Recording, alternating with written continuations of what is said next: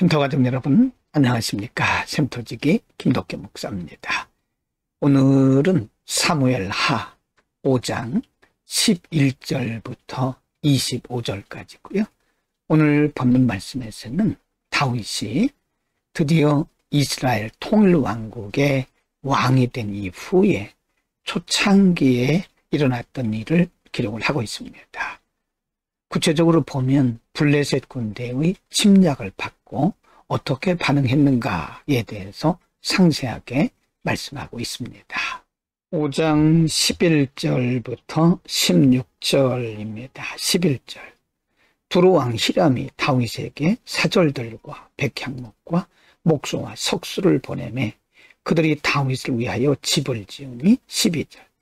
다윗이 여호와께서 자기를 세우사 이스라엘 왕으로 삼으신 것과 그의 백성 이스라엘을 위하여 그 나라를 높이신 것을 알았더라. 13절.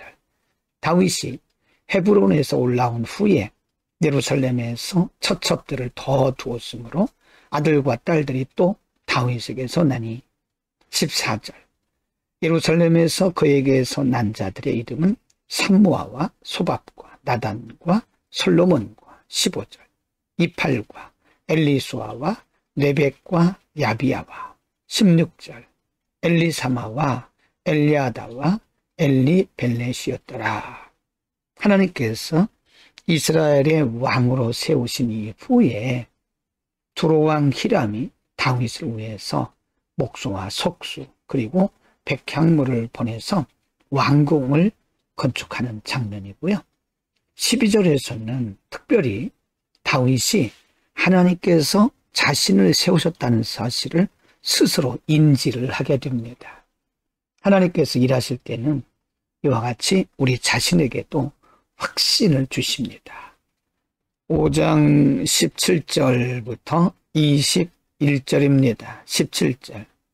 이스라엘이 다윗에게 기름을 부어 이스라엘 왕으로 삼았다함을 블레셋 사람들이 듣고 블레셋 사람들이 다윗을 찾으러 다 올라오매 다윗이 듣고 요새로 나가니라.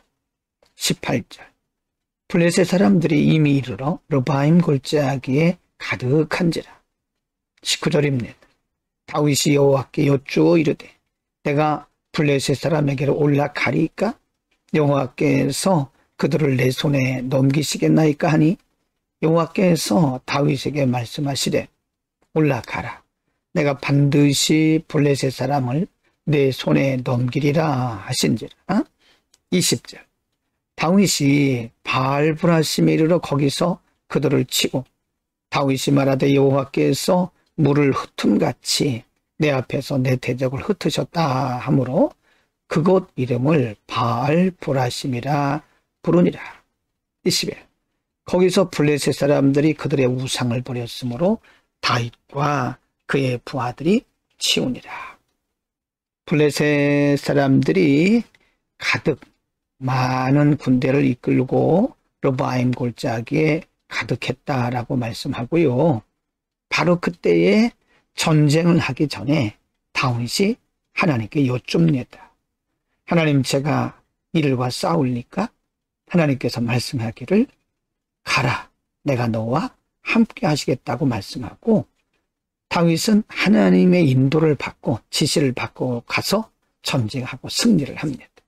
5장 22절부터 25절입니다. 22절. 블레셋 사람들이 다시 올라와서 르바임 골짜기에 가득한지라. 23절. 다윗이 여호와께 여쭈니 이르시되 올라가지 말고 그들 뒤로 돌아서 뽕나무 숲을 맞은편에서 그들을 기습하되.